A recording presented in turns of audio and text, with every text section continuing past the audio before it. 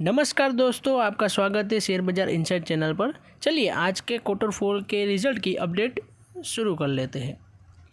सबसे पहले हम यहां पर देखें तो ब्लू स्टार के अंदर नेट प्रॉफिट में करीब 20.6% की बढ़ोतरी देखी गई है, जिसके अंदर रेवेन्यू में भी करीब 20% की ग्रोथ रही है। यहाँ पर आप देख सकते हैं पिछले साल क्वार्टर 4 में जो रेवेन्यू था ब्लू स्टार का वो था 3,327 करोड़, जो इस साल बढ़ के हो गया है 4,019 करोड़। और नेट प्रॉफिट में भी काफ़ी अच्छी ग्रोथ रही है, जिसमें आप देख सकते हैं 160 करोड़ था, जो इस साल क्वार्टर 4 में बढ़ के हो चुका है 193 करोड़। नेक्स्ट बात करें एपीए अपोलो की, तो इसके अंदर में करीब 72% की भारी बढ़ोतरी रही है, जो काफ़ी अच्छी मानी जाएगी। पिछले साल इसी क्वार्टर में कंपनी का नेट प्रॉफिट था 170 करोड़, जो इस साल बढ़ के कंपनी का नेट प्रॉफिट हो चुका है 293 करोड़ रुपीज़। और रेवेन्यू में करीब 15.6% की ग्रोथ रही है, जो काफ़ी अच्छी गई है। पिछले साल कंपनी का रेवेन्यू था 4,765 करोड़, जो इस साल क्वार्टर 4 में हो चुका है 5,500 करोड़ रुपीज़। नेक्स्ट बात करें एमआरएफ की, तो उसका भी क्वार्टर 4 का रिजल्ट काफ़ी अच्छा रहा है। यहाँ पर प्रॉफिट में करीब 29% की ग्रोथ देखी गई है।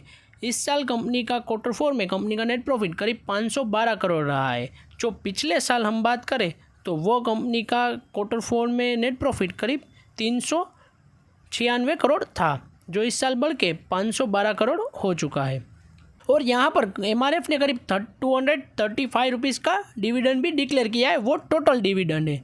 इसके अंदर पहले ही कंपनी ने करीब 6 रुपये का डिविडेंड पे कर दिया है। अब सब लोगों को करीब 229 रुपीज़ का फाइनल डिविडेंड मिलने वाला है। यहाँ पर आप देख सकते हैं कंपनी के रेवेन्यू में भी काफ़ी अच्छी ग्रोथ रही है। रेवेन्यू पिछले साल कंपनी का क्वार्टर 4 में था 6,349 करोड़, जो इस साल बढ़ के 7,074 करोड़ हो चुका है। नेक्स्ट बात करें वोल्टास की, तो जिसका भी नेट प्रॉफिट काफ़ी डबल हो चुका है। पिछले साल कंपनी का नेट प्रॉफिट क्वार्टर 4 में था 116 करोड़, जो इस साल बढ़ के करीब 241 करोड़ हो चुका है।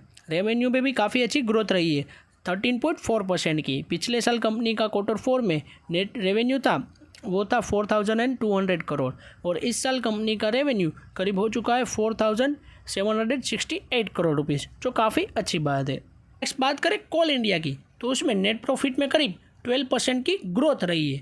पिछले साल कंपनी का नेट प्रॉफिट था 8,572 करोड़ रुपीज़, जो इस साल बढ़ के हो चुका है 9,604 करोड़ रुपीज़। और रेवेन्यू की बात करें तो उसके अंदर 1% की डिक्लाइन देखा गया है, यानी कि गिरावट देखी गई है। पिछले साल कंपनी का रेवेन्यू था 38,213 करोड़ रुपीज़, जो इस साल कम होके 37,825 करोड़ हो चुका है। नेक्स्ट बात करें यूनाइटेड बेवरेजेस की, तो इसमें अंदर नेट प्रॉफिट में करीब 20.5% की ग्रोथ देखी गई है। पिछले साल कंपनी का क्वार्टर 4 में नेट प्रॉफिट था 80.80 करोड़ रुपीज़, जो इस साल बढ़ के 97.4 करोड़ रुपीज़ हो चुका है। जिसमें पिछले साल कंपनी का रेवेन्यू था 2,131 करोड़ रुपीज़, जो इस साल बढ़ के हो चुका है 2,321 करोड़ रुपीज़, जो काफ़ी अच्छी बात है। नेक्स्ट बात करें निवा बुपा हेल्थ इंश्योरेंस की, तो उसके अंदर भी नेट प्रॉफिट में करीब 31% की ग्रोथ रही है। और पिछले साल कंपनी का नेट प्रॉफिट था 157 करोड़ रुपीज़, जो इस साल बढ़ के हो चुका है 206 करोड़ रुपीज़। नेक्स्ट बात करें टाटा केमिकल की, जिसमें अंदर तो लॉस ही लॉस भरा हुआ है। इस साल कंपनी ने अपना लॉस कम करके 850 करोड़ से करीब 56 करोड़ कर दिया है, यानी कि पिछले साल कंपनी का लॉस था 850 करोड़, जो इस साल कम होकर करीब 56 करोड़ हो चुका है। रेवेन्यू की बात करें तो उसमें 1% की बढ़ोतरी देखी गई है, जिसमें भी कुछ खास नहीं बढ़ा है, इसलिए कंपनी की अभी तो हालत ख़राब देखी जा रही है।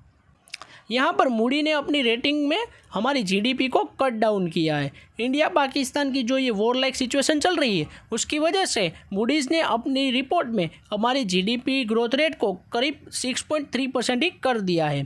पहले हमारी जो जीडीपी की ग्रोथ प्रोजेक्शन थी वो थी 6.5%, मगर अब मूडी ने अपनी रेटिंग को कट करके हमारी जीडीपी प्रोजेक्शन को करीब 6.3% बताया है, क्योंकि हमारी इंडिया और पाकिस्तान के बीच शायद वॉर हो सकती है। उसी वजह से हमारी इकोनॉमी को भी थोड़ा बहुत इम्पेक्ट हो सकता है। इसी वजह से हमारी जीडीपी की रेटिंग को कट किया गया है। आज एक खबर आई है कि रे डेलियो जो यूएस के एक फंड मैनेजर है, उन्होंने 2008 में जो क्रैश हुआ था उसके बारे में भी वार्निंग दी थी कि 8 में क्रैश होने वाला है। उन्होंने ही अब एक और प्रेडिक्शन की है कि ट्रम्प के टैरिफ की वजह से दूसरा एक रिसेशन आ सकता है या फिर कंपनी मार्केट की स्थिति खराब हो सकती है। डेलियो ने कहा है कि ये रिसेशन से ज़्यादा खतरा हमें डेट, टैरिफ एंड जो अनस्टेबल गवर्नमेंट है पॉलिटिकल, उसकी वजह से हो सकता है। इसी वजह से उसने वार्न किया है कि आगे आने वाले समय में बाज़ार में कुछ बड़ा हो सकता है और यह सिचुएशन 1930 में जो मंदी आई थी उसके जैसी लग रही है और इकोनॉमिक एंड जियोपॉलिटिकल टेंशन की वजह से। उन्होंने इस सिचुएशन का ब्लेम ट्रम्प के ऊपर ही लगाया क्योंकि ट्रम्प ने ही टैरिफ की पॉलिसी बनाई थी और सबके ऊपर टैरिफ हाई करते जा रहे हैं। इसी वजह से ग्लोबल मार्केट में और कई सारी बाज़ार में अनसर्टेनिटी डेवलप हो रही है। यहीं पर हमारी आज की न्यूज़ ख़त्म होती है। अगर आपने अभी तक हमारी चैनल को सब्सक्राइब करके बेल आइकन ऑन नहीं किया है तो बेल आइकन ऑन करके चैनल को सब्सक्राइब करना मत भूलिएगा। Thanks for watching.